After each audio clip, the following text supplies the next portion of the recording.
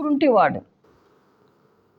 వాడిని తీసుకొచ్చి ఆ దేవాలయపు ద్వారం దగ్గర కూర్చోబెడుతున్నారు. నలుగురిని తీసుకొచ్చి మోసుకొచ్చి కూర్చోబెడుతున్నారు. అటెళ్తా దేవాలయంలోకి వెళుతూ వస్తున్న వారికి భిక్షం అడుగుతున్నాడు.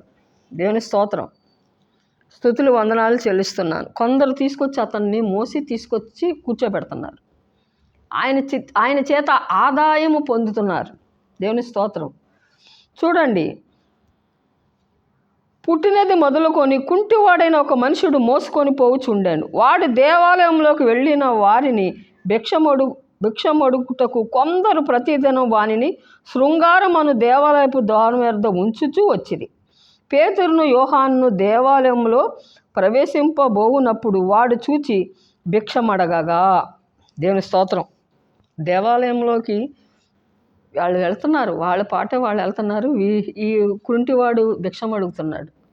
దేవుని స్తోత్రం, స్తుతులు. పేతురును యోహాను వారిని తేరి చూచి మా తట్టు చూడుమనిది.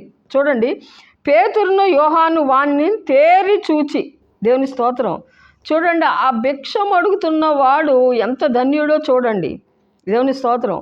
పేతురును యోహాను వారిని చూచి మా తట్టు చూడమనిది. వాడు వారి యొద్ద ఏమైనా దొరుకునని కనిపెట్టుచు వాని యందు లక్ష్యం ఉంచెను. దేవుని స్తోత్రం. ఎప్పుడైతే ఈ పేతురు యోహాను దేవాలయంలోకి ఎక్కి వెళుతుంటే ఈ భిక్షం అడుగుతున్న వాడు ఏమంటున్నాడంటే భిక్షం అడుగుతున్నాడు. అప్పుడు పేతురు యోహాను మా తట్టు చూడండి. దేవుని స్తోత్రం, స్తుతులు. మా తట్టు చూడండి, చూస్తే మీకు ఏదైనా దొరుకుద్ది.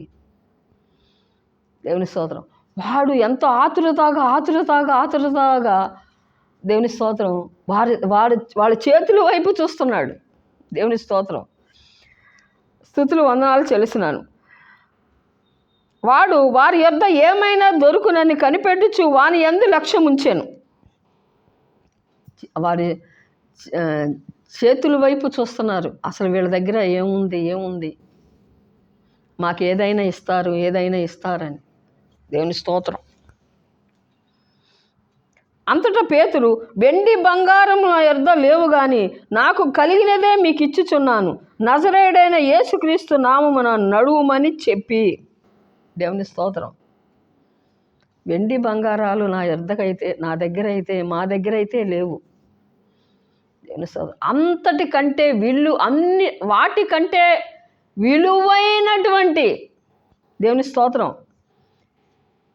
వాటన్నిటి వెండి బంగారం కంటే కూడా విలువైనటువంటిది నేను నీకు ఇస్తున్నా. ఇంకెప్పుడు అడుక్కోకుండా. దేవుని స్తోత్రం. ఇంకెప్పుడు నీచకంగా నిన్ను చూస్తున్నారు కదా. దేవుని స్తోత్రం. వాటన్నిటిలోంచి, ఆ దీన దశలోంచి, ఆ దీన పరిస్థితిలోంచి నేను నిన్ను విడిపిస్తానని ఆ పేతురు యోహాను ఏమంటారంటే, వెండి బంగారములు నా యొద్ద లేవు కానీ నాకు కలిగినదే మీకు ఇచ్చుచున్నాను. నజరేయుడైన యేసుక్రీస్తు నామములో నడువుమని చెప్పి వాని కుడి చెయ్యి పట్టుకొని లేవనెత్తాను. వెంటనే వాని పాదములు చీలమండలములు బలము పొందెను.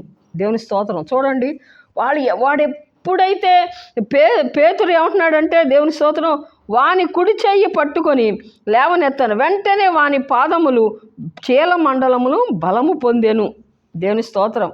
ఈ పేతురు చెయ్యి పట్టుకొని, దేవుని స్తోత్రం, ఆయన అంటాడు, వెండి బంగారములు నా యొద్ద లేవు కానీ వాని కుడి చెయ్యి పట్టుకొని లేవనెత్తాను. వెంటనే వాని పాదములు చీలమండలములు బలము పొందెను. వాడు దిగ్గున లేచి నడిచాను. దేవుని స్తోత్రం. అంటే పరిశుద్ధ ఆత్మలో అంత శక్తి ఉంది. దేవుని స్తోత్రం. ఒక వ్యక్తి పరిశుద్ధాత్మ శక్తితో నింపబడి దేవుని స్తోత్రం బయటికి వచ్చినప్పుడు, దేవుని స్తోత్రం, దేవుడు అద్భుత కార్యములు చేస్తాడు. ఆమేన్. దేవుని స్తోత్రం.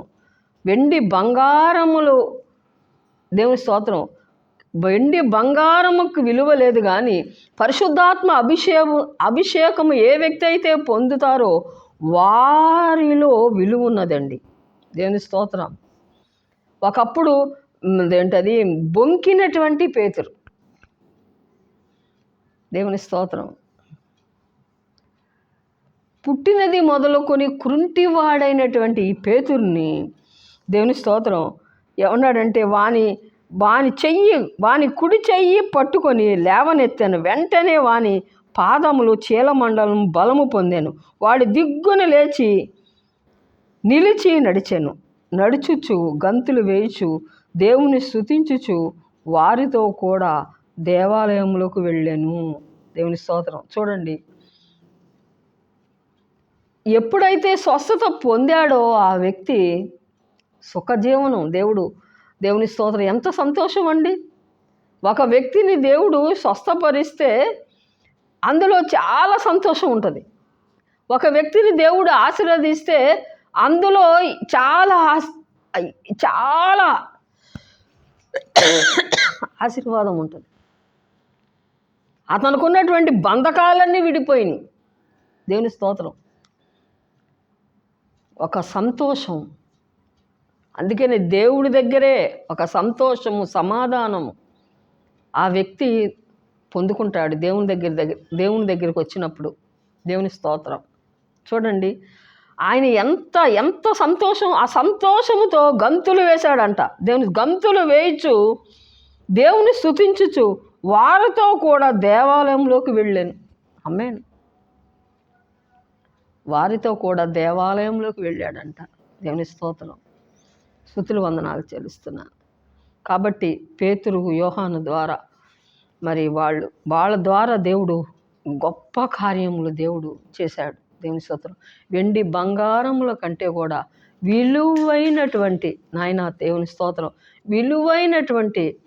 విలువైనది దేవుని స్తోత్రం పరిశుద్ధాత్మ దేవుడు.